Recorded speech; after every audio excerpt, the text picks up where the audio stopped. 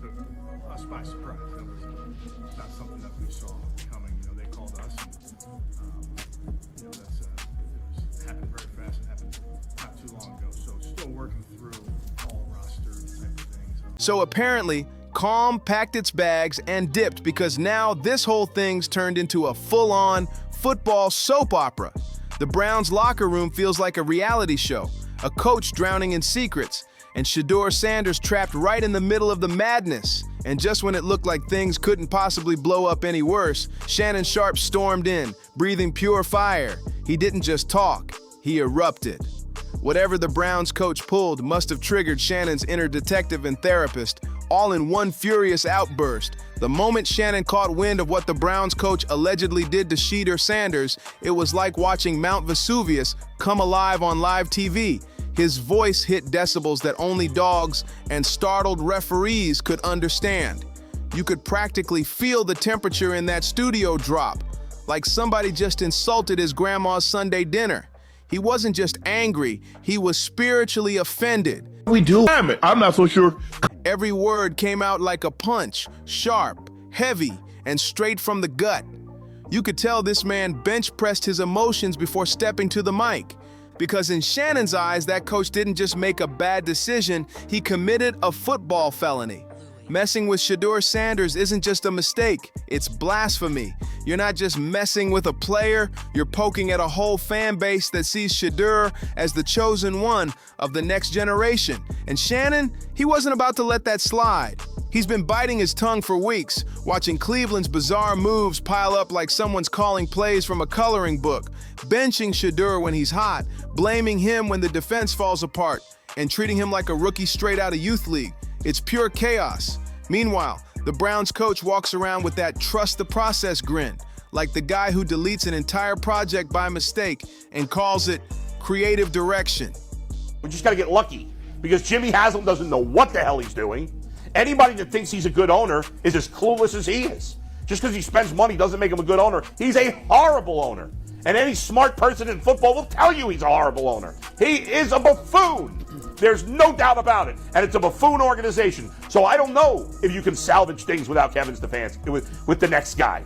But the only two excuses I ever hear of why to keep Kevin Stefanski is two-time coach of the year and, well, he's better than what we had. The second Shannon Sharpe caught wind that the coach might have been undercutting Shedeur Sanders behind closed doors, whispering slick nonsense to the staff, downplaying his leadership, it was done. Shannon flipped that switch from calm analyst to emotional linebacker in a heartbeat. His chair didn't survive the impact. Papers flew, the mic trembled, and somewhere backstage, you just know someone texted HR like, yeah, we're gonna need a damage report. But here's the thing, Shannon wasn't ranting like a man losing control, he was reclaiming it. Every insult landed like a body blow. Every pause hit like a timeout before another verbal tackle. His rage wasn't reckless, it was surgical. And the timing? Perfect, because inside that Browns facility, the storm was already brewing. Word was spreading. The locker room had split in two. Some players stood with Shedeur, the calm, confident highlight machine who never cracked even while the walls were falling around him. Others backed the coach, mumbling about discipline and earning respect, like that somehow justified the mess. But deep down, everybody knew the truth. Shedeur wasn't just being overlooked, he was being sabotaged by the very system meant to protect him. And as Shannon's tirade burned through every sports feed in America, you could almost picture Shedeur sitting in that locker room, scrolling through his phone, watching the chaos unfold. Right? You the head coach. You supposed to coach whoever on the team, and whoever put on the field, whoever is the best player at the position. Just because you don't like Shedeur, or you supposedly developing Shedeur, come on, bro. I'm just not quite there yet, Mary Kay. We're just not there yet. But we gotta play better. That goes on me. That's on me. That's on me. It's just like, bro, you keep saying the same thing over and over. And just smirking, like finally, someone said it. What was happening in Cleveland wasn't just bad coaching, it was performance art, the kind where the head coach calls plays so wild they look like experimental theater, pretends it's all part of the master plan, and then blames the weather when everything collapses. One week, Shedeur's the golden boy, praised as the future of the franchise. The next, he's blamed for a loss that started with a defensive meltdown. You couldn't script chaos this perfect unless the goal was to make the Browns trend for all the wrong reasons. Inside that locker room, straight up emotional battleground. Veterans were trying to keep the peace, like exhausted parents at a family reunion.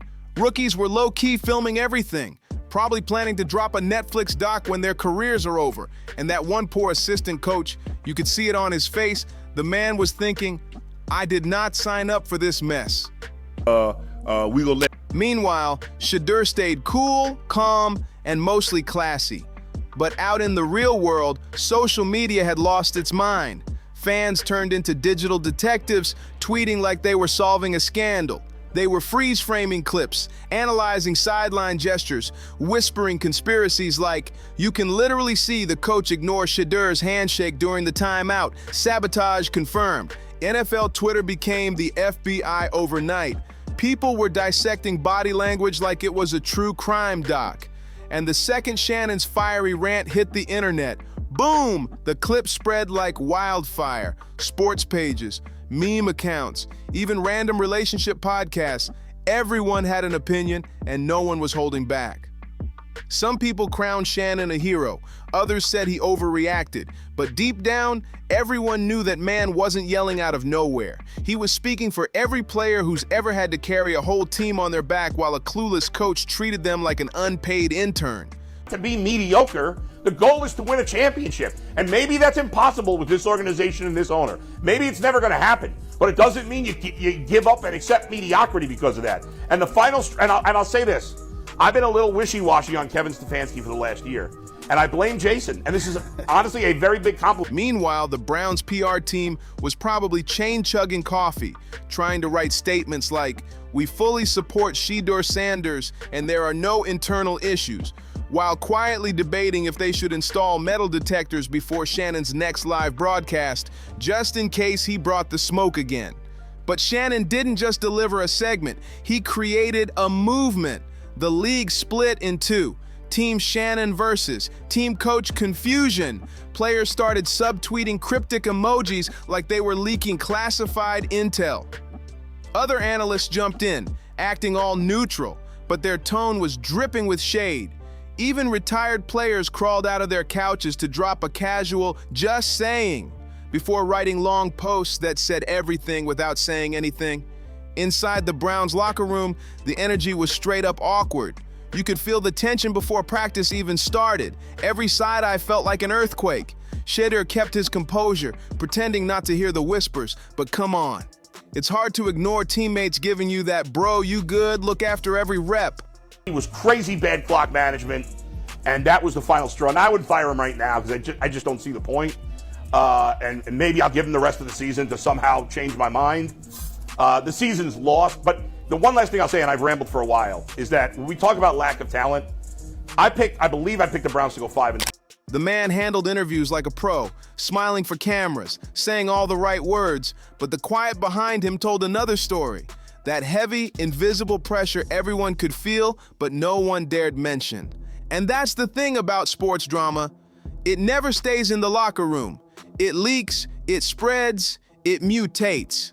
One tiny rumor becomes a headline, one side glance becomes a storyline, and before you know it, there's a full-blown scandal with everyone pretending they're not gossiping while refreshing Twitter every 10 seconds. The Browns didn't build a dynasty, they built a soap opera, not a legacy, a weekly reality show the whole league couldn't stop watching. And now, thanks to one coach's ego and Shannon Sharpe's volcanic explosion on air, Cleveland had become the NFL's favorite reality show. The internet was obsessed. Every sports outlet was replaying Shannon's face in slow motion, mid-eruption like it was evidence in a courtroom.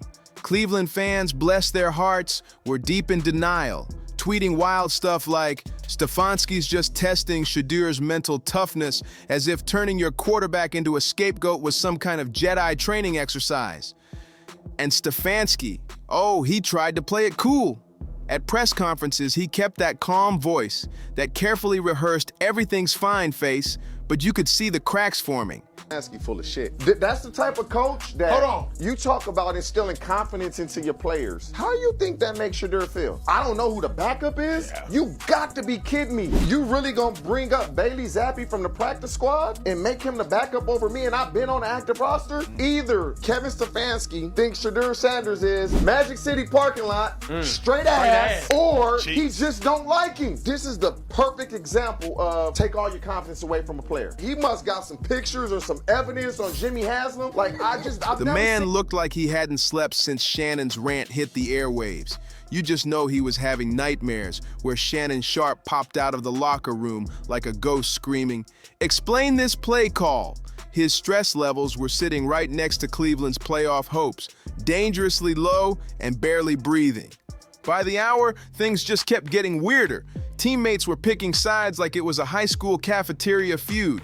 Half the locker room was whispering, saying Shedeur deserved better, while the other half stared at their shoes like silence would save them. Word even leaked that one practice almost exploded into a shouting match after Stefanski called a team meeting to clear the air. Spoiler alert, it cleared nothing. It just made the tension thicker than a protein shake left out overnight. Shedeur, though, man stayed composed like a pro. He showed up, hit his drills, smiled for the cameras, all while the internet turned him into a symbol of quiet rebellion. Fans were posting edits with captions like, "They can't silence greatness." Cleveland wasn't running a football program anymore. They were running a telenovela with helmets. Every episode had betrayal, tension, and one confused coach praying not to trend again. They were using Shedeur, and they ain't got neither one of the quarterbacks. They were trying to make the starter. They just traded Joe Flacco and then traded Kenny Pickett before because he had a hamstring injury. And then you stuck with Dylan Gabriel, and then you don't want to play Shedeur. So now you about to sign Bailey Zappi from the practice squad, make him second string, and have Shedeur stay at third. Then you got to worry about Deshaun Watson coming back. Then what you gonna do? Then what you gonna do? You gonna cut Bailey Zappi and put him back on the practice squad? Today. It was bizarre. Kevin actually looked shaken to me today. I mean, to come out and say this trade was a total surprise, my gosh, it just does not. But just when everyone thought the fire might finally die down, Shannon came back, not just for a follow-up, for a sequel. You could practically hear ESPN's executives sweating when they saw him prepping for another segment. Sleeves rolled up, face glowing like a man who still hadn't forgiven a single soul since yesterday. And when the camera went live, boom, he doubled down. Shannon started breaking down plays, calling out Stefanski by name, dissecting every sketchy coaching move like he was hosting a conspiracy doc. It wasn't commentary anymore. It was an expose with a vengeance. At that point, Shannon Sharpe wasn't analyzing football anymore. He was performing an exorcism. The man was fully possessed by the spirit of accountability. Every word he spoke came down like thunder. Viewers didn't care about stats or playbooks anymore. They tuned in just to watch Shannon spiritually body slam Stefanski in HD. And the fans, oh, they were loving it. Should be the backup, period. Bailey Zappi, who Kevin Stefanski is currently trying to figure out if he's going to be the number 2. You've seen him play in Cleveland before. He started week 18 last year against the Baltimore Ravens. The Browns lost 35-10. Bailey Zappi had a touchdown and 2 picks. And y'all didn't choose to sign him. So the Chiefs signed him, and then the Chiefs cut him August 28th, and then y'all re-signed him. But you already knew what you felt about Bailey Zappi. Because at the end of the season last year, you let him go. So clearly you didn't want him that bad. And now that it's time for Shedeur to get a turn, you're like, this Bailey Zappi dude, we got to see what we feel about him. You saw him. Twitter spaces started popping up with titles like Free Shedeur Movement and Stefanski Needs Glasses. Memes were flying faster than actual footballs. Someone even made a fake boxing poster of Shannon versus Stefanski titled Revenge of the Receipts. You couldn't scroll 5 seconds without seeing Shedeur's face next to the words, "He deserves better." Meanwhile, Stefanski was out here delivering press conference answers so robotic they could have been pre-recorded. Lines like, "We're focused on the next game," and "There's no internal conflict," which, in sports language, translates to, "Everything's on fire, but we're pretending it's fine." Players started feeling the shift. Practices got tense, eyes got colder, energy got weird. Shedeur handled it the only way a real athlete does, by showing out. He started throwing lasers at practice, reminding everyone who the real talent was. Every perfect pass was like a message, calm, sharp, and loud enough to sting. But even through that focus, you could feel it. The trust between him and Stefanski was dangling by a thread. Every snap, every look felt like a silent argument. Then came the leak. Some anonymous team insider, which in NFL terms usually means a guy with Wi-Fi and a big mouth, dropped the bomb. They told reporters that Shedeur had been frustrated for weeks, that Stefanski kept brushing off his input, ignoring his suggestions, and even benched him mid-scrimmage for reasons nobody could explain. It was official. This wasn't just team tension anymore. It was a full-blown civil war in cleats. Within minutes, the whole internet was screaming, "Sabotage confirmed!" Does not trust Shedeur Sanders yet. If he did, he would have named him the backup quarterback yesterday. Could he still name him a backup quarterback? Yes. Is there a possibility Zappe's the backup quarterback? Yes. Now, if that happens, what are the Browns doing with Shedeur Sanders on their roster? And by the way, I could also put it on you, Kev, and Tommy Reese. How do you not have this kid up to speed? It's been months. What are you doing with him? They don't think he's ready? Fine. Get him ready. It's your job.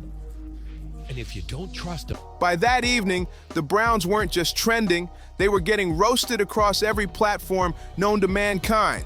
Twitter, TikTok, Reddit, everyone had their digital pitchforks out. The conspiracy boards had more strings than a full orchestra. And through all that chaos, Shannon Sharpe just sat back with that smug little grin, like a man who's seen this movie before and already knows the ending.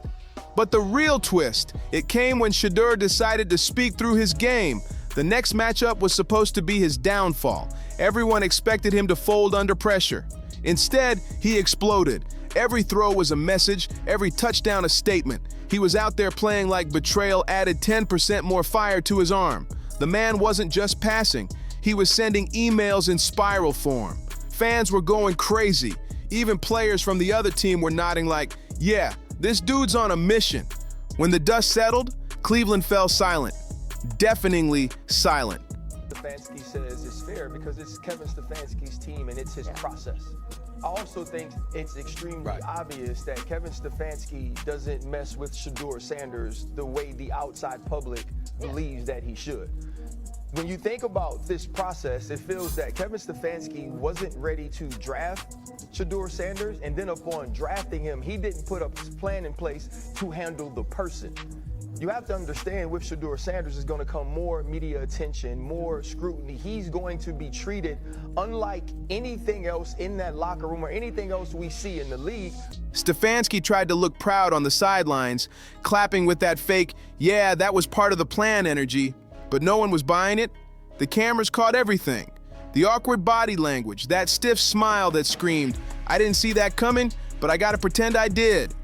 And of course, Shannon had his victory lap loaded and ready.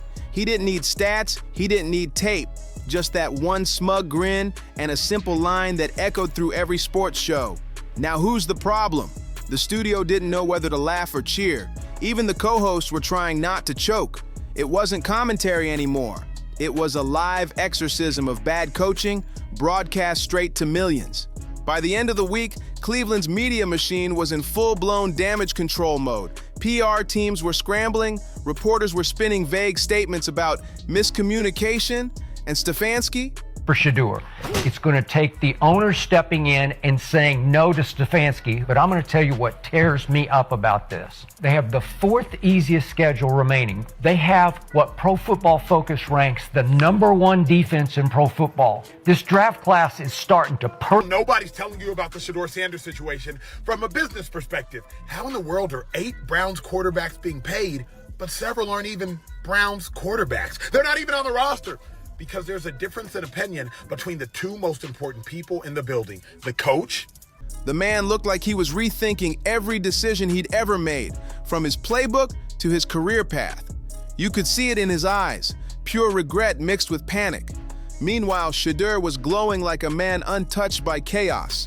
calm, collected, unbothered. He didn't need to clap back or make a speech. The scoreboard did all the talking for him, but no matter how cool he looked, the damage was done. That locker room vibe was never coming back. Players who once gave Stefanski polite nods were now side-eyeing him like, yeah, coach, who's next? Shannon Sharpe's voice had done what months of losing couldn't. It shook the entire Browns organization awake. Cleveland didn't just face a controversy, they lived through a reckoning.